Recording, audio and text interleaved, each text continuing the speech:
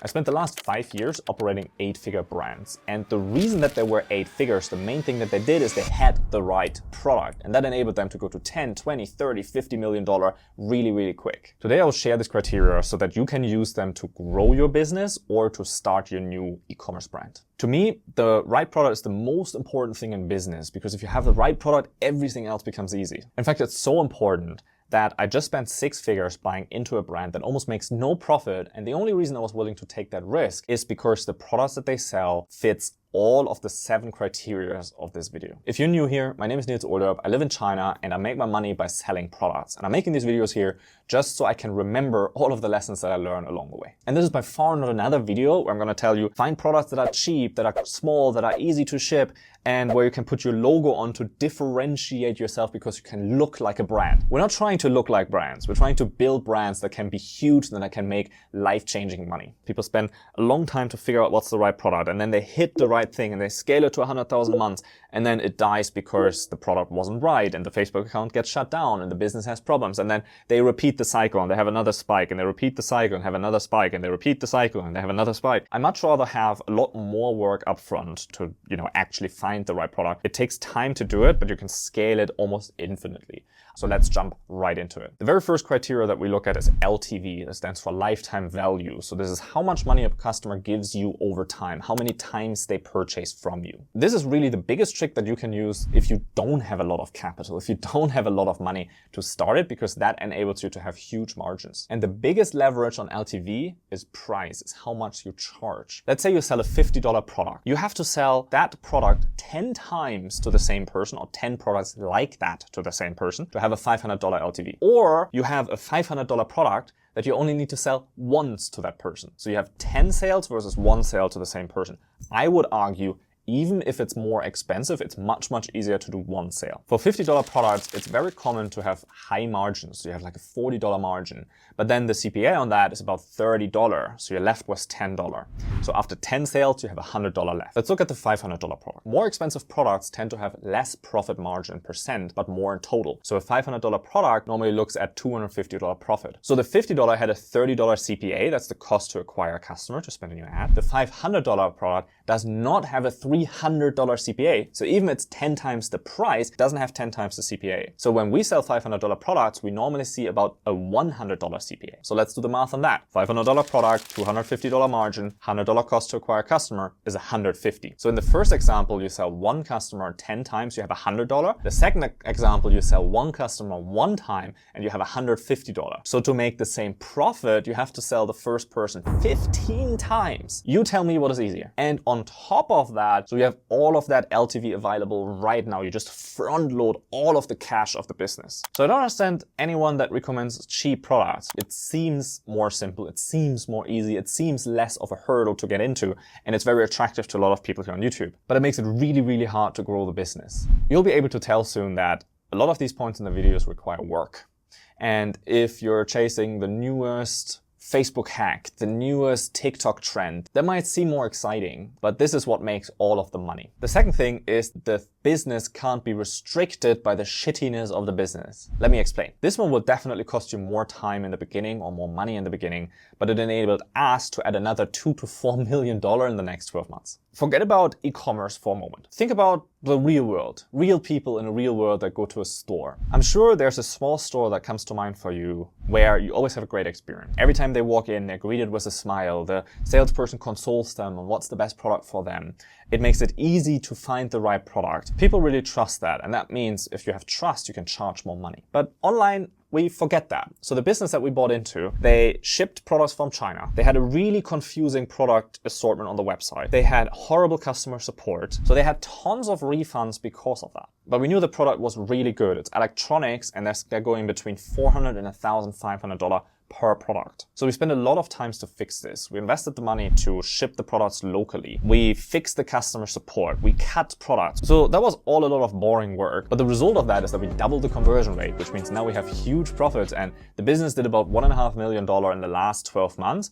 And now with the ads that we're running and the way that we can scale it, it will easily do 3 to 5 million in the next 12 months. The easiest way to look like a legitimate business is to actually build a legitimate business. It's not sexy, doesn't sound fun, but that's where the money is. Number 3, the product has to be referable. The brands that we work with, 50% of all of their revenue comes from people, not from marketing. So it comes from people that are buying again, that's LTV, or it comes from people that are referring. So that's word of mouth. That's one friend telling another. The cool thing is that for all of those sales, those brands don't have to spend marketing dollars. They don't have to hire KOLs. They don't have to run ads to get customers because customers are getting customers for them, and that's free. So that means that those 80% of all of the profits of the business come from that. But most businesses sell products that are shitty. No one ever buys again, and no one will ever tell their friends about it. So they miss out on 80% of the business, and they sit on the 20% of the revenue that they can run through marketing and advertisement. And then they're limited to scale and they can never grow. So how you enable referrals is to actually have a product that is good enough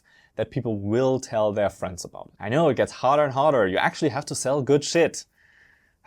Making it difficult. The next one is to have UVP, unique value proposition, because you want to stand out in a sea of people that sell the same product. You can differentiate your product not just with a logo on the product, but with actually having something different about the product or about the business. The easiest way to do that is to actually be your own avatar. If you know the product that you're selling in and out, if you actually use this product to solve your own problem, now you know all of the details, what's important about the product. So you can position that product. You can say, hey, this product is really, really great and helps a lot of people. Maybe I can find a cheaper version and position it as the go-to brand for everyone. Or maybe there's a more premium version where I can actually make it better and give people a better experience and add features to it to make it better. Or you can have it customizable. If you have a customizable product, that's another experience that you add to the product. The easiest way to find out what could be the best unique value proposition is to actually talk to your users, talk to your customers. So we spend a ton of time researching. We read all the Amazon reviews, we go on Reddit, we read blogs, we analyze all of that. And we put together a huge file where we look at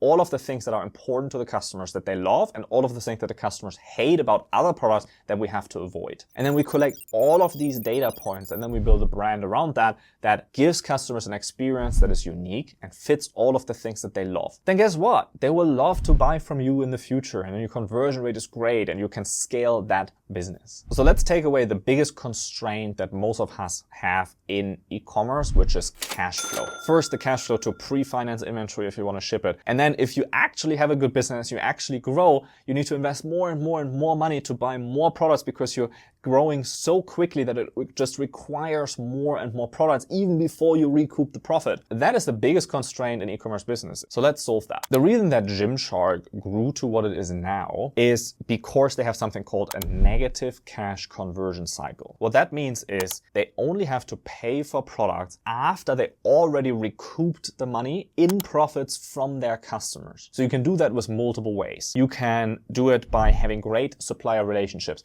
The reason that I live in China is because most of the products are made in China. Most of the manufacturers are in China, and I can build a relationship with them by visiting them every week. I have tea with my suppliers every week and talk to them because they're like partners to the business. They supply the most important piece of the business. So because of that, I have good terms with them.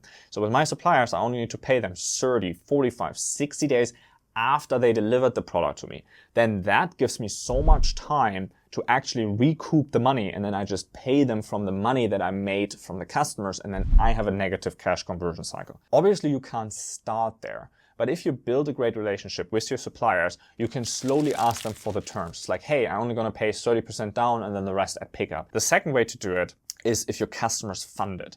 So a lot of brands that we know have started on Kickstarter. If you have a unique value proposition, then you qualify to have something on Kickstarter. You can put it on Kickstarter, and because it's unique, people will start to fund it. Caveat to that is you have to have the right product for that channel. So there's a certain avatar that is a backer on Kickstarter, mostly male, so you're not going to be able to sell a female product on Kickstarter.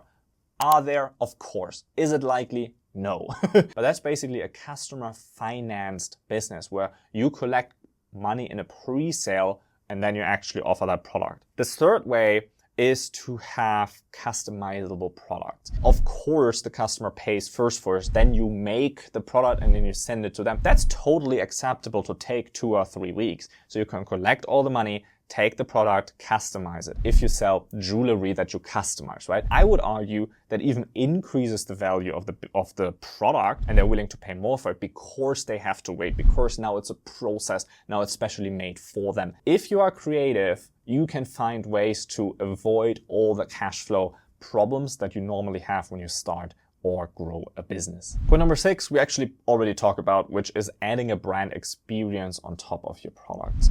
So I want to find a product where I can add an experience around it, where I can add content around it that nurtures people. The reason that a lot of influencers can have super high success with selling their own products because they build an audience that trusts them and they deliver something to that audience. But it works the other way around as well. So if you have a great product, you're building an audience by selling that product, so you can nurture that audience by giving them content. So I want to have a product and a brand around that attracts people that actually want to continue to follow that.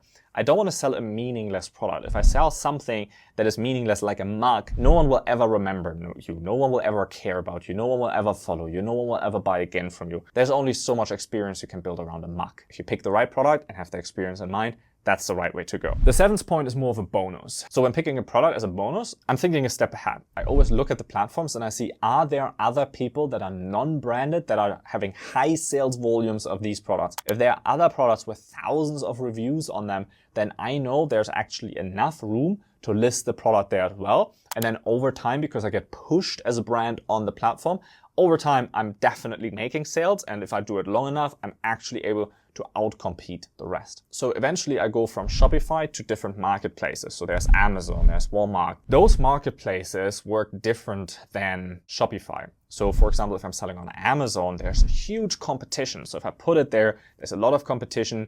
And because you have all the products next to each other, customers are more price sensitive and they compare prices. So normally, if you want to succeed on Amazon, you really have to fight that price game. You really have to make sure you get a lot of reviews. The number one bestseller normally gets 80% of the sales and then 20% is split across the rest. So it can be a real hard thing if you go into that. But the biggest leverage for these platforms is if you have a brand, because it's kind of a bidding system.